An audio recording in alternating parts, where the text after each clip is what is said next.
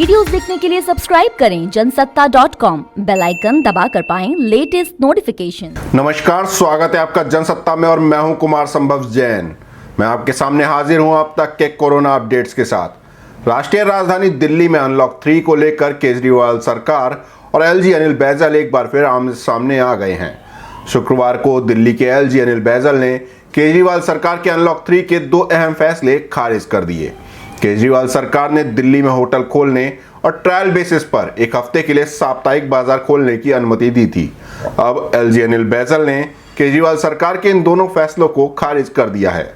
आपको बता दें कि अरविंद केजरीवाल सरकार ने गुरुवार को 1 अगस्त से शुरू हो रहे अनलॉक 3.0 में नाइट कर्फ्यू को खत्म करने का ऐलान किया था, साथ ही होटलों को खोलने की भी इजाजत दी थी। इससे पहले केंद्र सरकार की अनुमति के बावजूद दिल्ली की केजरीवाल सरकार ने इनको खोलने की इजाजत नहीं दी थी।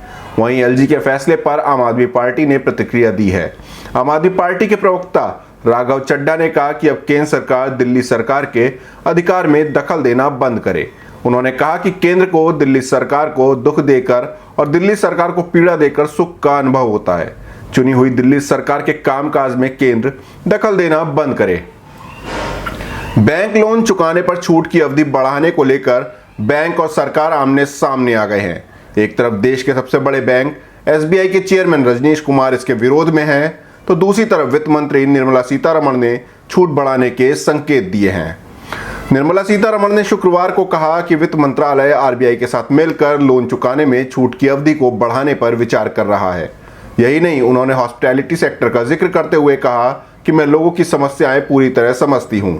हॉस्पिटैलिटी सेक्टर ने मोरेटोरियम की अवधि को बढ़ाने की मांग की थी। इसके अलावा वित्त मंत्री ने कहा कि बैंक एमएसएमई सेक्टर को लोन देने से इनकार नहीं कर सकते। उन्होंने कहा कि यदि कोई बैंक ऐसा करता है तो हम उस पर विचार करेंगे। इस बीच एसबीआई के चेयरमैन रजनीश कुमार ने कहा कि मोरेटोरियम अवधि को अगस्त से आगे बढ़ाना ठीक नहीं होगा। उधर आंध्र प्रदेश के प्रकाशम जिले में एक गांव में शराब के विकल्प के रूप में कथित तौर पर सैनिटाइजर पीने से 3 भिखारियों सहित 10 लोगों की मौत हो गई। प्रकाशम जिले के एसपी सिद्धार्थ कौशल ने बताया कि कुरुचेंदू गांव में ये लोग बीते कुछ समय से सैनिटाइजर को पानी और शीतल पेय में मिलाकर पी रहे थे। इस बीच नागालैंड के कोहिमा में 7 अगस्त तक के लिए संपूर्ण लॉकडाउन बढ़ा दिया गया है। बता दें कि देश में कोरोना वायरस संक्रमितों की संख्या में तेजी से इजाफा हो रहा है। पिछले 24 घंटे के दौरान देश में कोरोना के 55,000 से ज्यादा नए मामले मिले हैं। ये लगातार दूसरा दिन है जब भारत में 50,000 से ज्यादा संक्रमित मिले हैं। इसके अलावा 779 लोगों की मौत भी हुई है। फिलहाल भारत में कोरोना मरीजों की संख्या 16,38,871 पहुंच गई है, जबकि अब तक कुल 35,747 लोग अपनी जान गंवा चुके हैं। उधर पूरी दुनिया में कोरोना वायरस से संक्रमण के अब तक 1,75,65,418 मामले सामने आ चुके हैं। इनमें 1,09,98,758 लोग ठीक भी हुए हैं। वहीं 6,78,356 लोगों की मौत हो गई है। इस बीच वियतनाम में शुक्रवार को कोरोना से पहली मौत हुई। आपको बता दें कि यहां काफी हद तक संक्रमण पर काबू पा लिया गया था। हालांकि यहां के डानांग शहर में दोबारा मामले बढ़ने लगे।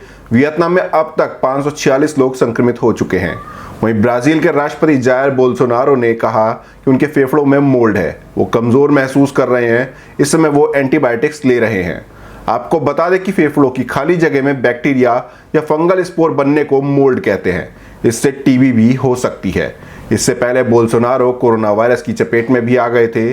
20 दिन बाद उनकी रिपोर्ट नेगेटिव आई थी। उनकी पत्नी फर्स्ट लेडी मिशेल बोल्सोनारो भी संक्रमित पाई गई थी। ये थे अब तक के कोरोना अपडेट्स। आपको हमारी रिपोर्ट कैसी लगी कमेंट बॉक्स में जरूर बताएं। कोरोना वायरस से जुड़ी और भी खबरों से रूबरू होने के लिए बने रहिए जनसत्ता के साथ।